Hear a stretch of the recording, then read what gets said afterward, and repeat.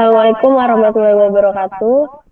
Kami dari kelompok 8 yang beranggotakan yang pertama ada Alif Maulana Setiawan dengan NIM 2109 106002, yang kedua ada Dimas Abdi Yuda dengan NIM 2109 106005, yang ketiga ada Reski Nur Syaban dengan NIM 2109 106009. Terus ada Muhammad Naufal Ihsan dengan NIM 2109 106034, dan saya sendiri Wanda Nur Haliza dengan NIM 2109 106055. Tujuan kami di sini adalah untuk mempresentasikan materi kami yang berjudul Trisort. Jadi sorting atau pengurutan data adalah proses yang harus sering dilakukan dalam pengolahan data.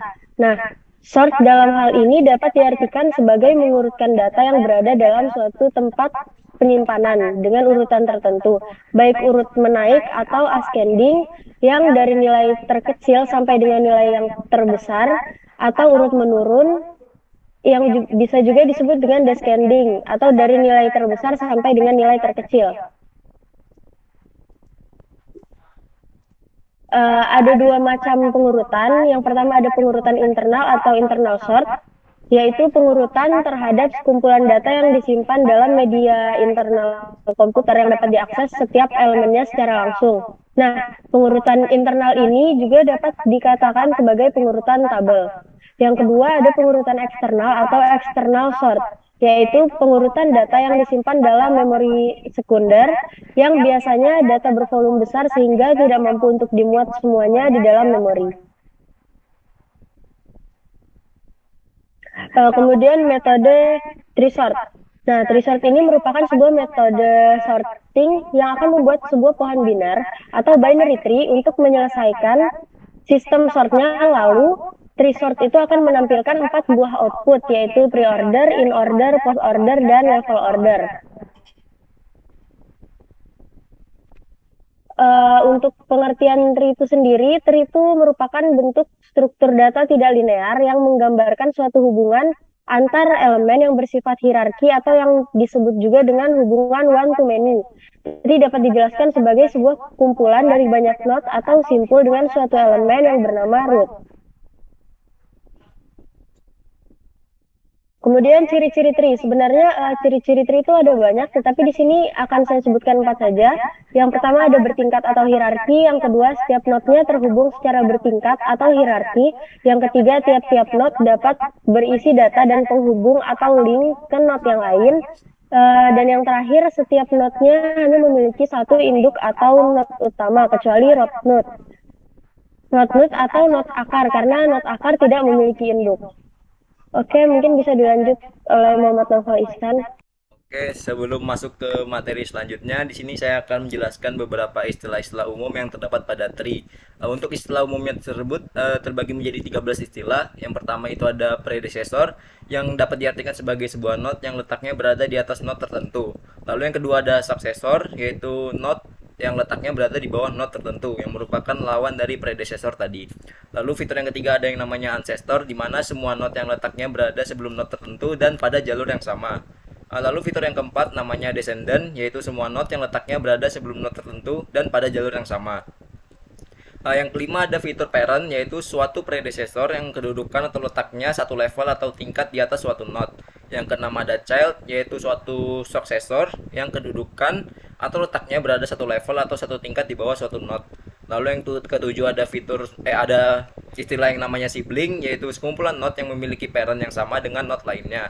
Lalu yang kedelapan ada subtree, yaitu sebuah bagian pada tree yang berupa sebuah node dengan descendant-descendantnya dan memiliki karakteristik layaknya tree itu sendiri. Lalu ada istilah yang kesembilan yang namanya size, dapat diartikan sebagai banyaknya keseluruhan jumlah node pada suatu tree. Yang ke-10 ada height, yang dapat diartikan sebagai banyaknya keseluruhan level atau tingkatan pada suatu tree. Istilah yang ke-11 ada root, yaitu node khusus dalam suatu tree yang tak memiliki predecessor, jadi hanya ada satu root saja. Yang ke-12 ada leaf, yaitu sekumpulan node pada suatu tree yang tak memiliki successor. Lalu ada istilah yang terakhir yaitu degree, yang dapat diartikan sebagai jumlah banyaknya child yang dimiliki oleh sebuah node. Oke, kita masuk ke materi selanjutnya, yaitu tentang binary tree. Di sini pada PowerPoint-nya Binary tree merupakan bagian dari tree sort, yang itu bentuk dari sorting tersebut yang berupa pohon biner. Binary tree sendiri merupakan syarat dalam tree sort, yaitu bahwa tiap-tiap node dalam pohon biner hanya boleh memiliki 2 subtree, atau tiap node hanya boleh memiliki 2 anak atau child, dan kedua subtree tersebut harus terpisah. Lalu kita memiliki jenis-jenis binary tree. Yang pertama ada full binary tree, di mana untuk jenis tree yang ini bersifat spesial karena untuk setiap parent atau internal node hanya memiliki antara 2 atau 0 child. Di sini kita bisa lihat untuk parentnya itu yang ke kiri memiliki masing-masing 2 child, dan untuk yang ke kanan itu tidak memiliki child sama sekali. Lalu yang kedua ada complete binary tree, di mana hampir mirip dengan full binary tree, namun bedanya untuk tiap subtree boleh memiliki panjang path yang berbeda, dan untuk setiap node kecuali leaf hanya boleh memiliki 2 child. Lalu yang ketiga ada skewed binary tree, di mana tree hanya boleh, di mana untuk sebuah tree semua node-nya itu kecuali bagian leaf hanya memiliki satu buah child, entah itu di bagian kiri atau di bagian kanan. Di sini contohnya itu ini yang satu memiliki child ke bagian kiri dan 7 memiliki child ke bagian yang kanan. Lanjut. Lalu yang keempat ada degenerate atau pathological, di mana untuk jenis tree ini setiap parent hanya boleh memiliki satu buah child, entah itu di bagian kiri atau di bagian kanan. Ini contohnya, di mana dia memiliki bagian ke kiri atau child yang bagian ke kanan. Lalu kita punya balance tree, di mana untuk suatu kondisi tree itu height bagian kirinya sama dengan height bagian kanan. Di sini terdapat rumus DF, yaitu bagian jumlah bagian pada kiri dikurang pada bagian kanan. Sini untuk parent satunya DF-nya 1 karena untuk yang ke kiri memiliki 2 dan untuk yang ke kanan memiliki 1, sehingga DF-nya itu 2 dikurang 1 sama dengan 1. Lalu untuk jenis binary tree yang ketiga itu ada unbalanced tree, yang merupakan kebalikan dari balanced tree, di mana untuk suatu kondisi tree itu height bagian kirinya tidak sama dengan height pada bagian kanan. Lalu untuk jenis binary tree yang terakhir itu ada yang namanya perfect binary tree, di mana untuk perfect binary tree ini setiap internal node yang ada memiliki 2 child dan seluruh leaf berada pada level yang sama. Ini kiri kanannya memiliki 2 child dan untuk setiap leafnya berada pada level yang sama. Untuk materi selanjutnya akan dibawakan oleh teman saya, Dimas Abdi Yuda. Dipersilahkan. Izin masuk. Sebelum memasuki metode traversal, di sini saya akan sedikit menjelaskan peletakan posisi node pada tree sesuai penjelasan yang saya dapat dari beberapa referensi. Nah, pertama di sini ada 7 indeks, dan indeks pertama itu otomatis akan menjadi root atau akar dari tree itu. Indeks pertama adalah 4, indeks 0. Nah, 4 akan menjadi root. Nah, kedua, itu kita akan cek dari kiri, apa child bagian kiri ini apa sudah ada nilainya, dan jika tidak ada, kita akan masukkan indeks 1, yaitu angka 2. Yaitu kita akan cek child bagian kanan, dan jika nilainya juga masih belum ada terkosong, kita masukkan indeks kedua, yaitu angka 6. Di sini root telah memiliki 2 child, dan di sini tree-nya masih berlanjut. Maka 2 child itu akan menjadi parent node yang 2. Angka 2 adalah parent left dan angka 6 adalah parent right. Di sini kita mulai. Di sini child dari parent kiri ini masih kosong. Jadi kita isi indeks ketiga, yaitu angka 1. Nah, itu kita masih ada di parentnya bagian kiri, parent 2, node 2. Nah, kita cek child bagian kanan. Sini juga belum ada nilainya, kita masukkan indeks keempat, yaitu angka 3. Nah, sini sudah jadi subtree di bagian kiri ini. Nah, itu kita pindah ke bagian kanan, ke parent yang di kanan, itu angka 6. Kita mulai dari child kiri juga seperti langkah sebelumnya. Sini karena tidak ada nilainya, kita isi indeks kelima, yaitu angka 5. Setelah itu kita lanjut ke child bagian kanannya. Di sini juga masih kosong, kita isi indeks ke-6, yaitu angka 7. Nah, di sini perfect binary tree-nya sudah jadi, di mana subtree kiri dan kanannya tuh ukurannya sama. Oke, selanjutnya bisa dilanjutkan oleh teman saya Reski. Saya akan melanjut untuk metode transversal. Transversal atau transfer string ini adalah operasi yang dilakukan pada sebuah tree. Cara kerjanya adalah transversal berisi dari root, lalu mengunjungi tiap node dalam pohon tersebut hanya sekali. Maksud dari mengunjungi di sini adalah memproses data atau informasi yang berada pada node yang bersangkutan. Nah, ada 4 metode transversal yang dibagi menjadi 2 bagian, yaitu 3 depth first order dan 1 first order. Nah, yang pertama ada pre-order. Nah, urutan langkahnya adalah cetak isi sampul atau node yang dikunjungi, kunjungi cabang kiri, lalu kunjungi ke cabang kanan. Yang kedua ada in order. Urutan langkahnya adalah kunjungi cabang kiri, cetak isi sampul atau node yang dikunjungi, lalu kunjungi cabang kanan. Yang ketiga ada post order. Urutan langkahnya adalah kunjungi cabang kiri, kunjungi cabang kanan, lalu cetak isi sampul atau node yang dikunjungi. Yang terakhir adalah level order. Urutan langkahnya adalah cetak semua node level 1 terlebih dahulu, diikuti oleh node level 2, lalu cetak node untuk level manapun dari kiri ke kanan. Selanjutnya kita masuk ke ilustrasinya. Yang pertama ada in order. Nah, di sini ada kiri, root, kanan. Maka kita mulai dari angka 1. Lalu langkah selanjutnya ke angka 2. Lalu turun ke langkah kedua yaitu ke angka 3. Lalu setelah itu pada langkah ketiga dia naik ke rootnya yaitu 4. Lalu kemudian langkah keempatnya yaitu dia ke arah angka 5. Lalu ke langkah selanjutnya yaitu ke angka 6. Lalu yang terakhir ya langkah kanannya yaitu angka 7. Sehingga didapatkan hasil dari in order yaitu 1, 2, 3, 4, 5, 6, dan 7. Yang kedua ada pre-order. Untuk pre-order sendiri, karena langkah-langkahnya itu root, kiri, dan kanan, maka kita mulai dari start yaitu 4. Lalu kemudian ke kiri pada langkah pertama yaitu 2. Lalu selanjutnya ke angka 1. Langkah ketiganya itu ke angka 3. Nah, karena 4 di sini root, maka kita lanjut ke angka 6, lalu ke angka 5, dan yang terakhir ke langkah ke-6 yaitu ke angka 7. Sehingga hasil dari pre-order adalah 4, 2, 1, 3, 6, 5, dan 7. Selanjutnya, yang ketiga, post order. Nah, untuk post order sendiri sini ada kiri, kanan, dan root. Nah, karena di sini dimulai dari kiri, maka angka 1 kita jadikan start atau kita mulai dari angka 1. Lalu langkah selanjutnya ke angka 3, kemudian langkah keduanya itu ke angka 2. Selanjutnya, kenapa dia tidak ke 4? Karena 4 di sini adalah root. Jadi dia adalah langkah bagian akhir. Maka setelah 2 kita beralih ke langkah selanjutnya yaitu ke angka 5. Lalu langkah selanjutnya itu langkah 4 yaitu ke angka 7.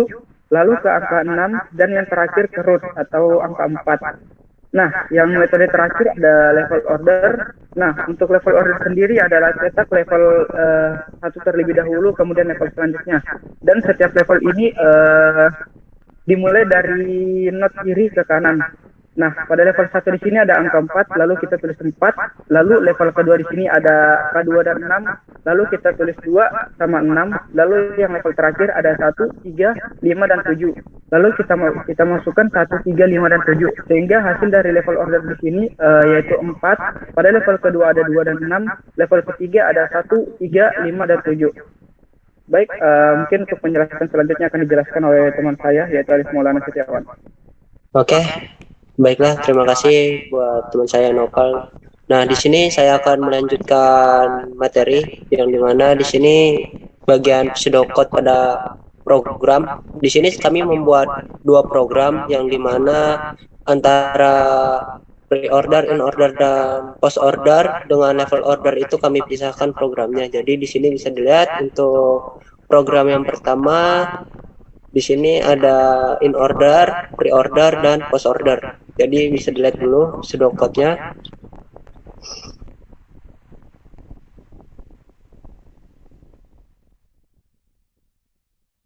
Oke, ini adalah pseudocode dari program kedua yang dimana akan nanti menampilkan level order.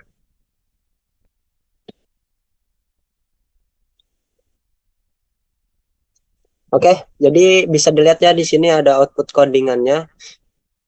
Nah, nanti kita akan beralih ke programnya langsung. Jadi di sini sebelumnya saya akan membacakan algoritmanya dulu. Jadi di sini kita akan masukkan jumlah data yang ingin ditampilkan. Kemudian selanjutnya program akan meminta user untuk menginputkan semua angka sesuai jumlah data yang telah diisi. Nah, setelah semua angka terinput, program akan membuat hasil tree sort dalam 3 bentuk, yaitu in order, pre-order, dan post-order. Pada posisi angka keempat, pada posisi in order, data akan disusun dari bagian bawah kiri induk cabang menuju induk cabang, lalu ke arah bawah kanan induk cabang, disusun berurut dari angka terkecil ke besar. Kemudian yang kelima, pada posisi pre-order, data akan disusun dari puncak induk atau root menuju bawah kiri lalu kembali ke bawah kanan. Kemudian langkah terakhir yaitu pada posisi post-order, yang dimana data akan disusun dari bawah kiri induk cabang menuju ke kanan bawah induk cabang, lalu ke arah induk cabang sebelum berakhir di puncak induk atau root. Kemudian di sini untuk output coding yang kedua bisa dilihat tampilannya, dan untuk algoritmanya adalah sebagai berikut. Yang pertama, program akan meminta inputan jumlah elemen pada tree dengan perulangan. Kemudian setelah jumlah elemen diinputkan, maka program akan menentukan posisi node pada tree. Kemudian langkah selanjutnya itu program akan menampilkan elemen data tree. Yang keempat, program akan menelusuri node dengan urutan level satu persatu secara menurun. Proses pertama yang dilakukan adalah memproses node root, kemudian memproses node pada level selanjutnya secara terus-menerus hingga program tidak dapat menemukan level selanjutnya.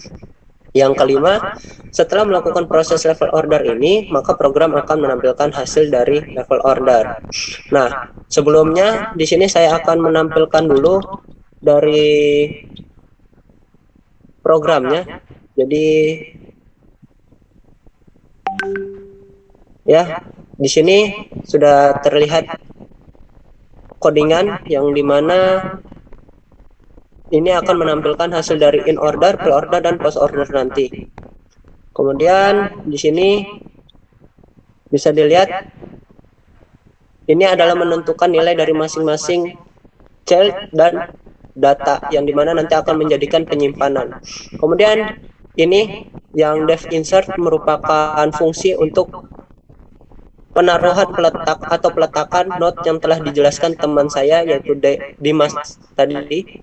Kemudian di sini ada dev print tree yang dimana berfungsi untuk print data atau tree-nya untuk bisa disorting nanti. Kemudian di sini adalah fungsi dev in order-nya yang akan menghasilkan an order. Kemudian di sini ada fungsi pre-order yang dimana nanti juga akan menghasilkan pre-order. Begitu juga pada fungsi yang ini yang akan menghasilkan hasil dari post order nanti. Nah, kemudian di sini adalah algoritma untuk menginputkan data-data yang akan dilakukan sorting. Oke, kita langsung saja mungkin ke dalam programnya atau menjalankan programnya. Nah, jadi di sini akan diminta masukkan berapa banyak data. Di sini tentu saja seperti yang beberapa kali dicontohkan, yaitu ada 7 elemen, yaitu yang dimana angka yang dimasukkan itu ada 4, ada 2, ada 6, ada 1, ada 3, 5, dan 7.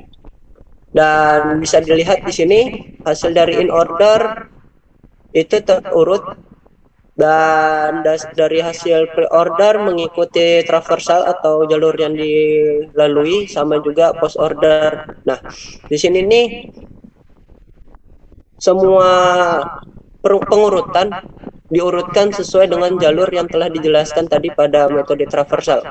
Jadi mungkin itu untuk program yang pertama.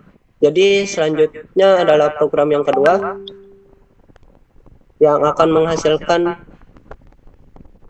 level order. Jadi sama seperti program sebelumnya, di sini adalah menentukan penempatan atau data dari left child dan right child beserta data atau nilai nanti. Kemudian di sini ada memasukkan node yang dimana sama juga seperti fungsi yang di program sebelah, yang dimana akan melakukan peletakan. Nah, lanjut, sama juga di sini adalah data tree yang dimana nanti data-data tree disimpan. Kemudian dari ini merupakan fungsi yang akan melakukan hasil level order. Jadi dalam level order ini akan ditaruh fungsi QW yang akan menaruh urutan atau antrian sehingga nanti bisa ditampilkan secara level order. Nah, kemudian di sini merupakan fungsi untuk menginputkan jumlah atau data-data yang akan dilakukan sorting menurut level order. Jadi kita langsung jalankan saja programnya.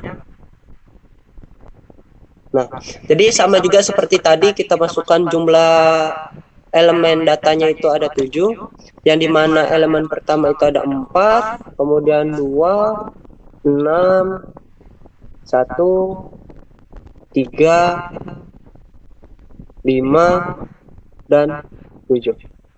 Ya, bisa dilihat ya sama seperti contoh yang diberikan teman saya tadi, yang dimana level order itu level 0 atau level 1-nya itu adalah 4, level selanjutnya adalah 2 dan 6, dan untuk level selanjutnya adalah 1, 3, 5, dan 7.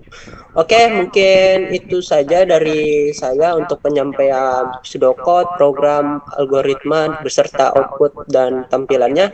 Mungkin akan saya kembalikan ke teman saya, Wanda, sebagai moderator.